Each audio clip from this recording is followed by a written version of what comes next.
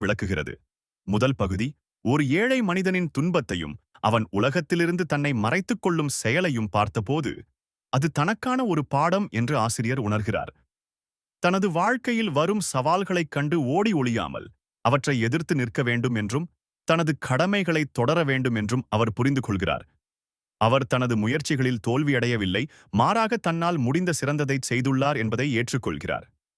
உண்மைக்காக வாழ்வதற்கு பயப்படாமல் இருந்தால் தனது எதிர்காலத்தை மட்டுமல்ல, மற்றவர்களின் எதிர்காலத்தையும் கூட மாற்ற முடியும் என்று அவர் நம்புகிறார். இரண்டாம் பகுதி நம் ஒவ்வொருவருக்குள்ளும் பலவிதமான சாத்தியக்கூறுகள் மற்றும் அவதாரங்கள் இந்த நிகழ்கணத்திலேயே மறைந்துள்ளன. அவை நாம் கண்டுபிடிப்பதற்காக காத்திருக்கின்றன. நம்மை பற்றி நாம் முழுமையாக புரிந்து கொள்ளும்போது நமது வாழ்க்கை என்பது ஒரே நேர்கோட்டில் பயணிக்கும் சாதாரண வாழ்க்கை அல்ல. அது பல பரிமாணங்களைக் கொண்ட ஒரு ஆழமான பயணம் என்பதை உணர்வோம். நமது எதிர்காலத்தை மாற்றியமைக்க நாம் செய்ய வேண்டிய ஒரே விஷயம், கடந்த காலத்தைப் பற்றியோ அல்லது எதிர்காலத்தைப் பற்றியோ கவலைப்படாமல் இந்த நிகழ்காலத்தில் நம்மை நாமே மாற்றிக்கொள்வதுதான்.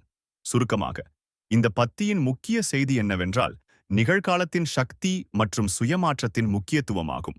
சவால்களை துணிவுடன் எதிர்கொண்டு நிகழ்காலத்தில் நம்மை நாமே மேம்படுத்திக் கொள்வதன் மூலம் நாம் விரும்பும் எதிர்காலத்தை நம்மால் உருவாக்க முடியும்.